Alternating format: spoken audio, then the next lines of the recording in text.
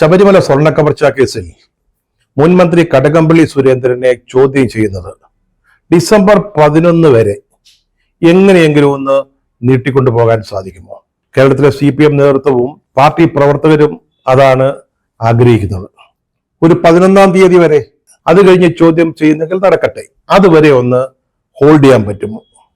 അതേസമയം പ്രതിപക്ഷമാവട്ടെ, ഇതിനുവേണ്ടി CPM അല്ലെങ്കിൽ ഭരണകൂടം, സർക്കാർ എന്ത് കള്ളക്കളികളാണ് നടത്താൻ പോകുന്നത് എന്ന് കണ്ണിൽ എണ്ണയൊഴിച്ച് ഭൂതക്കണ്ണാടിയും വെച്ച് നോക്കിക്കൊണ്ടിരിക്കുകയാണ്. ശബരിമലയിലെ സ്വർണ്ണക്കവർച്ച, പല കുറ്റകൃത്യങ്ങളും നടത്തുന്ന കടകംപള്ളി സുരേന്ദ്രൻ മന്ത്രിയായിരിക്കുന്ന കാലത്താണ് അന്വേഷണം മുറിയതോടെ 2 മുൻ ദേവസ്വം ബോർഡ് പ്രസിഡന്റുമാർ അറസ്റ്റിലായി. N. വാസു ആദ്യം കുടുങ്ങി, രണ്ടാമത് പത്മകുമാർ. ഇവർ രണ്ടുപേരും ഇപ്പോ ജയിലിലാണ്. മറ്റു ഉദ്യോഗസ്ഥന്മാർ ഇപ്പൊ അറസ്റ്റിലായിട്ടുണ്ട്. ഇനി പത്മകുമാറിന്റെയും വാസുവിന്റെയും മറ്റും മൊഴികളുടെ അടിസ്ഥാനത്തിൽ കടകംപള്ളി സുരേന്ദ്രനെ ചോദ്യം ചെയ്യുമോ? അതാണ് ഒരു പ്രധാനപ്പെട്ട കാര്യം. ചോദ്യം ചെയ്യുമെന്ന് ഉറപ്പായി കഴിഞ്ഞു. അതിന് നോട്ടീസ് കൊടുക്കുമെന്നും മനസ്സിലാക്കുന്നു. പക്ഷേ അത് ഡിസംബർ 11-ാം തീയതി വരെ ഒന്ന് നിർത്തിവെക്കാൻ പറ്റുമോ? അതിനൊരു കാരണമുണ്ട്. നമ്മുടെ തദ്ദേശ ഭരണ സ്ഥാപനങ്ങളിലേക്കുള്ള തെരഞ്ഞെടുപ്പ് 2 ഘട്ടങ്ങളിലായിട്ട് നടക്കുക. ആദ്യഘട്ടം 9-നാണ്, രണ്ടാമത്തെ ഘട്ടം 11-ാം തീയതി. അപ്പൊ ഈ 11-ാം തീയതിക്ക് മുമ്പ് കടകംപള്ളി സുരേന്ദ്രനെ ചോദ്യം ചെയ്താൽ അത് തദ്ദേശ ഭരണ തിരഞ്ഞെടുപ്പുകളിലെ CPM-ന്റെയും LDF-ന്റെയും സാധ്യതകളെ ബാധിക്കും. അക്കാര്യത്തിൽ യാതൊരു സംശയവുമില്ല. ചോദ്യം ചെയ്യപ്പെടുന്ന ഒരു മുൻ മന്ത്രിയാണ്. പിണറായി സർക്കാരിന്റെ ആദ്യ സർക്കാരിൽ ദേവസ്വം വകുപ്പ് ഭരിച്ചിരുന്ന മന്ത്രി. അദ്ദേഹത്തെ ചോദ്യം ചെയ്താൽ സംഗതികളുടെ കിടപ്പപ്പാടേക്ക് മാറും. ഇനി ആ ചോദ്യം ചെയ്യലിൽ ലഭിക്കുന്ന വിവരങ്ങളുടെ അല്ലെങ്കിൽ തെളിവുകളുടെ അടിസ്ഥാനത്തിൽ അദ്ദേഹം അറസ്റ്റിലാവുകയും കൂടി ചെയ്താലോ, അപ്പൊ സംഗതി തീർന്നു. കെട്ടിപ്പൊക്കിയതെല്ലാം പടപടാന്ന് താഴേക്ക് വീഴും. അതുകൊണ്ടാണ് CPM ആഗ്രഹിക്കുന്നത് എങ്ങനെയെങ്കിലും ഈ ചോദ്യം ചെയ്യല് ഡിസംബർ 11-ാം തീയതി വരെ നിർത്തിവെക്കാൻ സാധിക്കുമോ? ഇത് സാധാരണഗതിയിലുള്ള ഒരു അന്വേഷണമായിരുന്നെങ്കിൽ അതിനെക്കുറിച്ച് ആലോചിച്ച് വലിയ ബുദ്ധിമുട്ടേണ്ടി വരത്തില്ലായിരുന്നു. തലപ്പ് വയ്ക്കേണ്ട കാര്യവുമില്ലായിരുന്നു. ആഭ്യന്തര വകുപ്പിന്റെ നേരിട്ടുള്ള അന്വേഷണമായിരുന്നുവെങ്കിൽ അപ്പൊ പിന്നെ കാര്യങ്ങൾ തീരുമാനിക്കാരാ? നമ്മുടെ മുഖ്യമന്ത്രിയുടെ പൊളിറ്റിക്കൽ സെക്രട്ടറിയാണ്. അദ്ദേഹം പറയുന്നതനുസരിച്ചായിരിക്കും DGP കാര്യങ്ങൾ മുന്നോട്ട് നീക്കുക. അന്വേഷണ സംഘവും അദ്ദേഹം പറയുന്നതനുസരിച്ച് നിൽക്കും. അദ്ദേഹം നിർദ്ദേശിക്കുന്ന താളത്തിനൊത്ത് തുള്ളുകയും ചെയ്യും. പക്ഷെ ഇവിടെ സംഗതി മാറിപ്പോയി. ഈ അന്വേഷണത്തിന്റെ മേൽനോട്ടം നമ്മുടെ ഹൈക്കോടതിക്കാണ്. അവരുടെ നേരിട്ടുള്ള നിയന്ത്രണത്തിലാണ് അന്വേഷണം നടക്കുന്നത്. അന്വേഷണത്തിന്റെ പുരോഗതി അവർ വിലയിരുത്തുന്നുണ്ട്. ഓരോ ദിവസവും കണ്ണു തുറന്നിരിക്കുകയാണ് കോടതി. എന്താണ് ഈ കേസിന്റെ അന്വേഷണത്തിൽ നടക്കുന്നത് എന്ന് മനസ്സിലാക്കിക്കൊണ്ട് 6 ആഴ്ചത്തെ സമയമാണ് ഹൈക്കോടതി ഈ പ്രത്യേക അന്വേഷണ സംഘത്തിന് നൽകിയിരുന്നത്. അത് ഏതാണ്ട് പൂർത്തിയാവുകയാണ്. നവംബർ അവസാന വാരം കോടതി നിശ്ചയിച്ച കാലപരിധി കഴിയുകയാണ്. അതിനകം റിപ്പോർട്ട് കൊടുക്കണം. അന്വേഷണത്തിന്റെ പൂർണ്ണ വിവരങ്ങൾ അടങ്ങുന്ന റിപ്പോർട്ട്. അതിനിടയ്ക്ക് അന്വേഷണ സംഘത്തിൽ എന്തെങ്കിലും സമ്മർദ്ദം ചെലുത്തുക അസാധ്യമാണെന്ന് CPM-ന് അറിയാം. പിന്നെ ഒരു വഴി മാത്രമാണുള്ളത്. അന്വേഷണം പൂർത്തിയായില്ല എന്ന് കാണിച്ച് സമയം നീട്ടിക്കിട്ടുന്നതിന് വേണ്ടി അന്വേഷണ സംഘം കോടതിയോട് അപേക്ഷിക്കണം. അങ്ങനെ ചെയ്താൽ ഒരു പക്ഷെ കോടതി അനുവദിച്ചേക്കാം. ഇപ്പൊ തന്നെ എന്താ സംഭവിച്ചുകൊണ്ടിരിക്കുന്നത്? ഇന്ന് പത്മകുമാറിനെ വീണ്ടും കസ്റ്റഡിയിൽ കിട്ടുന്നതിന് പ്രത്യേക അന്വേഷണ സംഘം അപേക്ഷ നൽകാൻ പോവുക. അതിനുശേഷമാണ് അദ്ദേഹത്തെ വീണ്ടും ചോദ്യം ചെയ്യുന്നതിന്. ചിലപ്പോൾ മറ്റ് പ്രതികളെ ഒന്നിച്ചിരുത്തി പത്മകുമാറിനെ അവരെ ഒന്നിച്ച് ചോദ്യം ചെയ്തേക്കാം. ചിലപ്പോൾ അക്കൂട്ടത്തിൽ N. വാസുവും ഉണ്ടാവാം. എന്താണ് പ്രത്യേക അന്വേഷണ സംഘത്തിന്റെ ഉദ്ദേശമെന്ന് ഇപ്പോൾ നമുക്കറിയില്ല. അപ്പോൾ ഇതൊക്കെ കഴിഞ്ഞിട്ട് നിശ്ചിത സമയത്തിന് മുമ്പായിട്ട് റിപ്പോർട്ട് സമർപ്പിക്കാൻ അന്വേഷണം പൂർത്തിയായതായി ഹൈക്കോടതി അറിയിക്കാൻ ഈ സംഘത്തിന് സാധിക്കുമോ? അന്വേഷണ സംഘത്തിന് സാധിക്കുമോ എന്നുള്ളതൊരു ചോദ്യചിഹ്നമാണ്. അപ്പോൾ ഒരുപക്ഷെ സമയം നീട്ടി ചോദിക്കാം. ഹൈക്കോടതി അത് അംഗീകരിച്ചേക്കാം. പക്ഷേ CPM-ന് വേണ്ടത് 11-ാം തീയതി വരെയുള്ള സാവകാശമാണ്. അത് ലഭിക്കുമോ എന്ന കാര്യത്തിൽ ഇപ്പോഴും സംശയമുണ്ട്. ഭരണഘടനയുടെ അനുച്ഛേദം 226 അനുസരിച്ചാണ് ഹൈക്കോടതി ഇപ്പോൾ ശബരിമലയിലെ സ്വർണ്ണ കവർച്ച കേസ് അന്വേഷിക്കുന്നത്.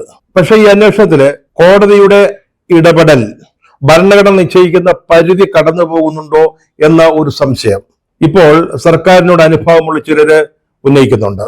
അതായത് അന്വേഷണത്തിന് കൃത്യമായ ഒരു സമയപരിധി ഏർപ്പെടുത്തുന്നത്, അതിന്റെ ദിശ നിശ്ചയിക്കുന്നത്, പോരായ്മകൾ ചൂണ്ടിക്കാട്ടുന്നത്, ഇതൊക്കെ ഹൈക്കോടതി ഈ അനുച്ഛേദ പ്രകാരം അതിന് ലഭിച്ചിട്ടുള്ള പരിധികൾ ലംഘിച്ചുകൊണ്ടാണ് എന്നുള്ളൊരു വാദമാണ് ചിലരെ ഉന്നയിക്കുന്നത്. പക്ഷേ ഈ 226 എന്ന് പറയുന്ന അനുച്ഛേദം ഹൈക്കോടതിക്ക് വലിയ അധികാരങ്ങൾ നൽകുന്ന ഒന്നാണ്. അതാണ് ഇപ്പോൾ ഹൈക്കോടതി ഉപയോഗിക്കുന്നത്. ഇവിടെ വ്യക്തികൾക്കെതിരായിട്ട് നടന്ന ഒരു കുറ്റകൃത്യമല്ല ചർച്ച ചെയ്യപ്പെടുന്നത്, സമൂഹത്തിനെതിരായിട്ട് നടന്നതാണ്. ഭരണഘടനയുടെ പരിപൂർണമായ ലംഘനവും അതുപോലെ പൂർണ്ണമായ തോതിലുള്ള നീതി നിഷേധവും ഇവിടെ സംഭവിച്ചിരിക്കുന്നു. ശബരിമലയിലെ ഈ സ്വർണ്ണ കവർച്ച കേസിൽ നടന്ന കുറ്റകൃത്യം സമൂഹത്തിനെതിരായിട്ടാണെന്നിരിക്കെ ഈ കേസിലെ പ്രോസിക്യൂട്ടർ സംസ്ഥാന സർക്കാരാണ്. അങ്ങനെ പ്രോസിക്യൂട്ടറായി പ്രവർത്തിക്കേണ്ട സംസ്ഥാന സർക്കാരിന് ഹൈക്കോടതി ഇക്കാര്യത്തിൽ എന്തെങ്കിലും തരത്തിൽ പരിധി വിട്ടോ എന്നുള്ള ആക്ഷേപം ഉന്നയിക്കാൻ സാധിക്കുകയില്ല. ഭരണഘടനാ ലംഘനവും നീതി നിഷേധവും സമൂഹത്തിനെതിരായിട്ടുള്ള ഒരു കുറ്റകൃത്യവും നടക്കുമ്പോൾ 226 അനുച്ഛേദ പ്രകാരമുള്ള അധികാരങ്ങൾ കോടതിക്ക് ഉപയോഗിക്കാവുന്നതേ ഉള്ളൂ. അതിന് പരിധി നിശ്ചയിക്കാൻ ആർക്കും സാധിക്കുകയുമില്ല. നമ്മൾ ഇവിടെ ഒരു കാര്യം ആലോചിക്കേണ്ടതുണ്ട്. ഈ അന്വേഷണത്തിന് കോടതിയുടെ ഒരു മേൽനോട്ടം ഇല്ലായിരുന്നു എന്ന് കരുതുക, ഇത് എവിടെ എത്തി നിൽക്കുമായിരുന്നു? ഇതൊരു പ്രത്യേക അന്വേഷണ സംഘം എത്രത്തോളം പോകുമായിരുന്നു? ഒരുപക്ഷെ എൻ വാസു പോലും അറസ്റ്റിലാവുമായിരുന്നില്ല. കാരണം എൻ വാസുവും പിന്നീട് ജയിലിലായ പത്മകുമാറും ഒക്കെ CPM-ന്റെ പ്രധാനപ്പെട്ട നേതാക്കളാണ്.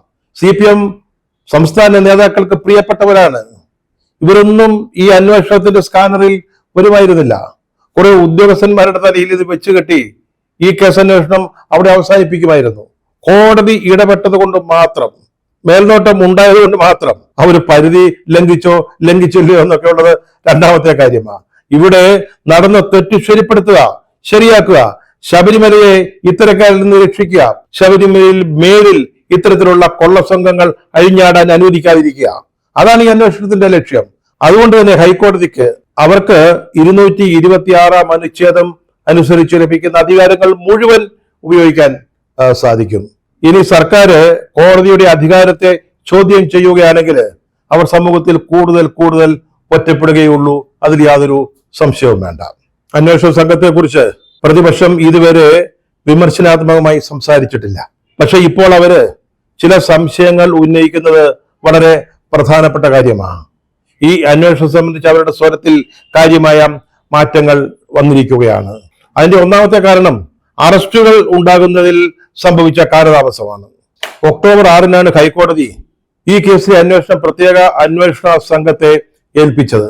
പിന്നെ 10 ദിവസം കഴിഞ്ഞിട്ടാണ് ഉണ്ണികൃഷ്ണൻ പോറ്റിയെ അറസ്റ്റ് ചെയ്യുന്നത്. പിന്നീട് കുറെ ഉദ്യോഗസ്ഥന്മാരുടെ പിടിയിലായി.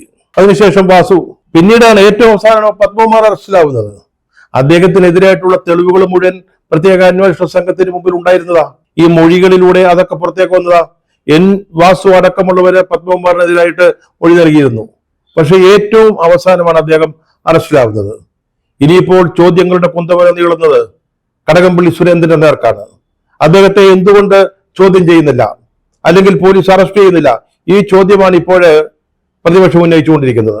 KPCC പ്രസിഡന്റ് സണ്ണി ജോസഫ് അത് ഇന്നലെ അവിടെ വ്യക്തമായിട്ട് പറയുകയും ചെയ്തു. അതുപോലെ അന്വേഷണം ഇപ്പോൾ സ്ഥാനമൊഴിഞ്ഞ ബോർഡിലേക്ക് നീളാത്തതിനെ കുറിച്ചും പ്രതിപക്ഷത്തിന് സംശയമുണ്ട്. മറ്റൊരു പ്രധാനപ്പെട്ട കാര്യം അവർ ചൂണ്ടിക്കാട്ടുന്നത് ഇതുവരെ തൊണ്ടി മുതൽ കണ്ടെത്തിയിട്ടില്ല എന്നുള്ളതാണ്. പിന്നെ എങ്ങനെയാണ് ഹൈക്കോടതി നിശ്ചയിച്ച 6 ആഴ്ചയ്ക്കുള്ളിൽ അവസാന റിപ്പോർട്ട്, അന്തിമമായ അന്വേഷണ റിപ്പോർട്ട് നൽകാൻ സാധിക്കുക? ഇതാണ് ഇപ്പോഴത്തെ ഒരു പ്രധാനപ്പെട്ട പ്രശ്നം. നമ്മുടെ മുഖ്യമന്ത്രി ശ്രീ പിണറായി വിജയൻ ഈ കാര്യത്തിൽ പുലർത്തുന്ന നിസ്സംഗത അല്ലെങ്കിൽ നിശബ്ദത അത്ഭുതപ്പെടുത്തുന്നതാണ്. ഇതുവരെ അദ്ദേഹം ഈ കേസിനെ കുറിച്ച് കാര്യമായിട്ട് എന്തെങ്കിലും പറഞ്ഞിട്ടില്ല. CPM-ന്റെ ഭാഗത്തു നിന്ന് വന്നിട്ടുള്ള ന്യായീകരണങ്ങൾ അവരുടെ സംസ്ഥാന സെക്രട്ടറി MV ഗോവിന്ദൻ മാഷിന്റേത് മാത്രമാണ്. അതാവട്ടെ അത്ര വിശ്വാസയോഗ്യവുമല്ല. കൺവിൻസിംഗ് ആയിട്ട് ആളുകൾക്ക് ബോധ്യം വരുത്തുന്ന രീതിയിൽ പാർട്ടിയുടെ നിലപാട് പറയാൻ അവർക്ക് സാധിച്ചിട്ടില്ല. അവരിപ്പോൾ അണികൾക്ക് നിർദ്ദേശം നൽകിയിരിക്കുന്നത് പത്മകുമാറിനെ അനുകൂലിച്ചോ പ്രതികൂലിച്ചോ ഒന്നും പറയേണ്ട എന്നാണ്.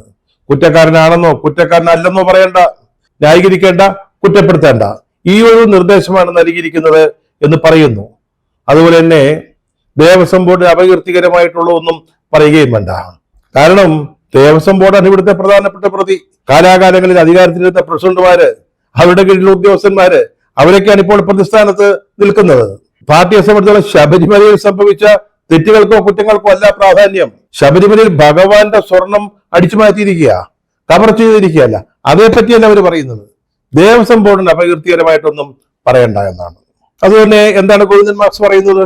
ആരെയും സംരക്ഷിക്കാൻ ഞങ്ങളില്ല. അറസ്റ്റിലായ പത്മകുമാർ ഇപ്പോൾ ഒരു കുറ്റാരോപിതൻ മാത്രമാണ്. അദ്ദേഹം കുറ്റം ചെയ്തിട്ടൊരു കോടതിയും കണ്ടെത്തിയിട്ടില്ല. അതായത് കോടതി ഇക്കാര്യത്തിൽ ഒരു തീരുമാനം എടുക്കാത്തിടത്തോളം കാലം പത്മകുമാറിനെതിരായിട്ടൊരു നിലപാട് സ്വീകരിക്കാത്തിടത്തോളം കാലം ഞങ്ങളെ സംബന്ധിച്ചിടത്തോളം പത്മകുമാർ നീതിമാനാണ്, ഞങ്ങൾ അദ്ദേഹത്തെ സംരക്ഷിക്കും. ആ ഒരു നിലപാടാണ് ഗോവിന്ദൻ സഖാവ് എടുത്തുകൊണ്ടിരിക്കുന്നത്. പറഞ്ഞല്ലോ, അത് ജനം ഇതുവരെ വിശ്വസിച്ചിട്ടില്ല, അവർക്ക് ബോധ്യം വന്നിട്ടില്ല. ഇനി അവർ കാത്തിരിക്കുന്നത് മുഖ്യമന്ത്രി പിണറായി വിജയൻ ഇതേപ്പറ്റി എന്ത് പറയുന്നു എന്നറിയാനാണ്. പക്ഷെ അദ്ദേഹം നിശബ്ദത പാലിക്കുക, മൗനം ഭജിക്കുകയാണ്. എന്തുകൊണ്ടാണ്? ഈ കേസിൽ പ്രതികളായവരൊക്കെ അദ്ദേഹത്തിനും അദ്ദേഹത്തിന്റെ പാർട്ടിക്കും പ്രിയപ്പെട്ടവരാ. എൻ വാസു, പത്മകുമാർ ഇവരൊക്കെ അവരുടെ അടുത്ത ആളുകളാണ്, അവർക്ക് വേണ്ടി ദേവസ്വം ഭരിച്ചവരാണ്. പിന്നെ എങ്ങനെയാണ് കുറ്റം പറയുക? അതുകൊണ്ടാണ് ദേവസ്വം ബോർഡിനെ കുറിച്ച് അപകീർത്തികരമായ പ്രചാരണം വേണ്ട എന്ന് പറഞ്ഞിരിക്കുന്നത്. നമ്മുടെ മുഖ്യമന്ത്രി അദ്ദേഹത്തിന്റെ കുടുംബാംഗങ്ങളെ കുറിച്ച് എന്തെങ്കിലും ഒരു പരാമർശം ഉണ്ടായാൽ ഉടനെ ചാടി വീഴുന്ന ഒരാളാ, നിയമസഭയിലും മറ്റും. ആ മാത്യു കുഴൽനാടനോടൊക്കെ അദ്ദേഹം തട്ടിക്കയറിയത് നിങ്ങളൊക്കെ ഓർക്കുന്നുണ്ടാവും. ഒരു കേസിനെ പറ്റി പറഞ്ഞതാ. ആ കേസിലെ പ്രതി മുഖ്യമന്ത്രിയുടെ മകളായി പോയി, അതല്ലാതെ കുഴൽനാടൻ തെറ്റൊന്നും ചെയ്തില്ല. എന്തായിരുന്നു പെർഫോമൻസ് നമ്മുടെ മുഖ്യമന്ത്രിയുടേത്? പക്ഷെ ഇപ്പോഴൊന്നും കാണുന്നില്ലല്ലോ. എന്തിന്? മൈക്ക് കേടായാൽ മൈക്ക് സെറ്റുകാരനെ അവരെ ശകാരിക്കും. കമ്പയർ ചെയ്യുന്ന പെൺകുട്ടിക്ക് അല്പം പിഴച്ചു പോയാൽ, അല്ലെങ്കിൽ ഒരു വാചകം കൂടിപ്പോയാല് ആ കമന്റ് ഒന്നും വേണ്ട എന്ന് പറയും. പക്ഷേ ശബരിമല സ്വർണ്ണ കവർച്ചയെ കുറിച്ച് അദ്ദേഹം ഇതുവരെ ഒരു അക്ഷരം മിണ്ടിയിട്ടില്ല എന്നുള്ളത് അത്ഭുതകരമാണ്. ഈ സംസ്ഥാനത്തെ നയിക്കുന്ന ഭരണകർത്താവാണ് അദ്ദേഹം, മുഖ്യമന്ത്രിയാണ്. കേരളത്തിലൊരു വലിയ വിഭാഗം ആളുകള് ശബരിമലയിൽ നടന്ന കാര്യങ്ങളെ കുറിച്ച് വളരെ ആശങ്കയോടാണ് ചിന്തിക്കുന്നത്. അതിനെ കാണുന്നത് സങ്കടത്തോടും വേദനയോടും ദുഃഖത്തോടും കൂടിയാണ്. അവരെ അഡ്രസ് ചെയ്യാൻ മുഖ്യമന്ത്രിക്കൊരു ഉത്തരവാദിത്വമില്ലേ? എന്താണത് സംഭവിക്കാത്തത്? പമ്പയില് അയ്യപ്പ സംഗമം നടന്നപ്പം ഇതായിരുന്നില്ലല്ലോ സ്ഥിതി. വാദോരാതെ അതിനെക്കുറിച്ച് പറഞ്ഞുകൊണ്ടിരുന്നല്ലേ. ശബരിമല ഞങ്ങളൊരു സ്വർഗമാക്കും, പർദീസയാക്കുമെന്ന് ഇവിടുത്തെ അയ്യപ്പ വിശ്വാസികൾക്ക് വാഗ്ദാനം നൽകിയതല്ലേ. ഇപ്പോ എവിടെ പോയി അയ്യപ്പ സംഗമം? അതിനെപ്പറ്റി ഒരു വാക്ക് കേൾക്കാനില്ലല്ലോ. ഈ കേസിനെ കുറിച്ച്, സ്വർണ്ണ കവർച്ചയെ കുറിച്ച്, ശബരിമലയിൽ ഭഗവാന്റെ സ്വർണം കവർച്ച ചെയ്തതിനെ പറ്റി എന്തുകൊണ്ട് മുഖ്യമന്ത്രി മിണ്ടുന്നില്ല? കഴിഞ്ഞ ദിവസം കേന്ദ്ര കമ്മിറ്റിക്കും പോളിറ്റ് ബ്യൂറോ യോഗത്തിനുമായിട്ട് നമ്മുടെ മുഖ്യമന്ത്രി ഡൽഹിയിൽ ഉണ്ടായിരുന്നു. അപ്പൊ അവിടെ വെച്ചൊരു മാധ്യമ പ്രവർത്തകൻ കേരള ഹൗസിൽ വെച്ചാ അദ്ദേഹത്തോട് ചോദിച്ചു പോയി, ഈ PM-ശ്രീ കരാറിൽ ഒപ്പുവെച്ചത് സംബന്ധിച്ച് എന്തെങ്കിലും ചർച്ച പോളിറ്റ് ബ്യൂറോയിൽ നടന്നോ? ഒരു മാപ്ര ചോദിച്ചതാ. സത്യം പറഞ്ഞാൽ ഒന്നാം തരം ചോദ്യമാ. അവിടെ ചർച്ച ചെയ്തിട്ടുണ്ടാവുമല്ലോ. ചർച്ച ചെയ്തോ എന്ന് ചോദിക്കുക മാത്രമാണ് ചെയ്തത്. സംസ്ഥാന ഘടകത്തിനെതിരായിട്ട് അല്ലെങ്കിൽ സംസ്ഥാന സർക്കാരിനെതിരായിട്ട് എന്തെങ്കിലും വിമർശനം ഉണ്ടായോ എന്ന് പോലും ചോദിച്ചില്ല. ചർച്ചയുണ്ടായോ? പ്രധാനപ്പെട്ട ഒരു ചോദ്യമല്ലേ. CPM-ന്റെ അതുവരെയുള്ള പ്രഖ്യാപിത നിലപാടിനെതിരായിട്ട് ഘടകകക്ഷികളെ വിശ്വാസത്തിലെടുക്കാതെ, മന്ത്രിസഭയിൽ ചർച്ച ചെയ്യാതെ ഈ PM-ശ്രീയുമായി ബന്ധപ്പെട്ട കരാറിൽ, കേന്ദ്ര സർക്കാരുമായിട്ടുള്ള കരാറിൽ സംസ്ഥാന സർക്കാർ ഒപ്പുവെച്ചു. മുഖ്യമന്ത്രിയും വിദ്യാഭ്യാസ മന്ത്രി ശിവൻകുട്ടിയും മാത്രം അറിഞ്ഞുകൊണ്ട് അതിനെക്കുറിച്ച് ചർച്ച വല്ലതും നടന്നോ എന്ന് ഏതൊരു മാധ്യമ പ്രവർത്തനം ചോദിക്കുന്ന വളരെ സ്വാഭാവികമായ ഒരു ചോദ്യം ചോദിച്ചു ഒരു പത്രപ്രവർത്തകൻ. അതിന് മറുപടി എത്ര കാലമായി പത്രപ്രവർത്തനം തുടങ്ങിയിട്ട് എന്നാണ്. ആ ഉത്തരവും ചോദ്യവും തമ്മിൽ എന്താ ബന്ധം? അതുകൊണ്ട് ഇനി കേരളത്തിലെ മാധ്യമ പ്രവർത്തകര് ഇതേപ്പറ്റി എന്തെങ്കിലും ചോദിച്ചാലും അത് തന്നെയായിരിക്കും മറുപടി. നിങ്ങൾ മാധ്യമ പ്രവർത്തനം തുടങ്ങിയിട്ട് എത്ര കാലമായി?